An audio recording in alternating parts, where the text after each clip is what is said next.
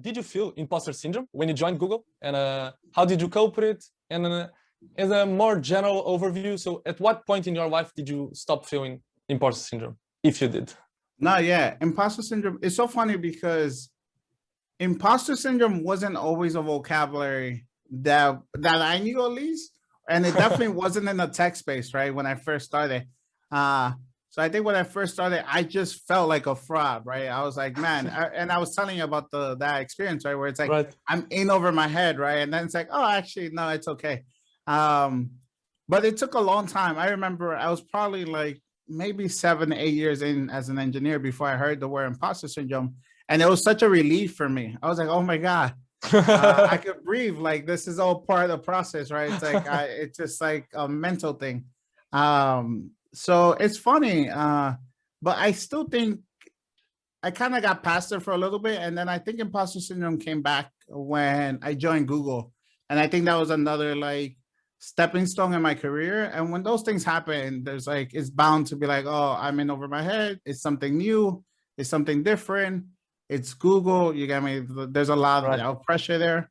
And one of the best advice I think I got from someone was, don't think of it as something that like you can overcome and it'll just go away. It's like a wave where it comes and goes, right? And what you're trying to do is realize when like the imposter syndrome hits, you want to be like, wait a minute, like this isn't real. Like you kind of got to cut it and be like, no, I know what I'm doing. It's going to be all right.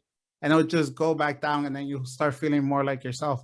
But another good thing that happened was around maybe a couple of years ago, the idea of like growth mindset really started taking off.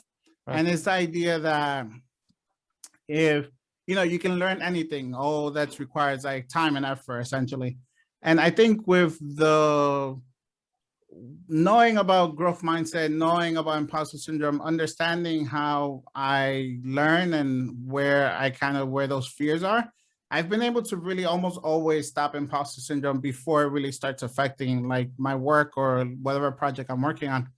And the way I go about that is really like, I also journal a lot. So I think in the journaling process, I start realizing like, oh, wait, what's going on here? Why is this taking so long? Why am I procrastinating? Maybe why am I stressing out? What do I not know that will really help me overcome this? But that takes a lot of mental strength, right? You need to have a lot of it. It's just like, you kind of just got to be aware you're in that mindset where it's like, man, what's going on, right? And journaling really helps me. I don't know about other people, but it kind of just gives you awareness into what's happening. And through that process, I've always been able to be like, just break down whatever I'm working on and be like, all right, why do I think I'm not going to be able to get this done? Oh, it's because I don't know this other thing. All right, let's take a moment. Let's learn that. Let's learn that well. And then let's come back. Oh, what else am I missing? And it's really it's almost like the Feynman technique, but it's really just breaking things down and be like, I understand it. Let's move past that.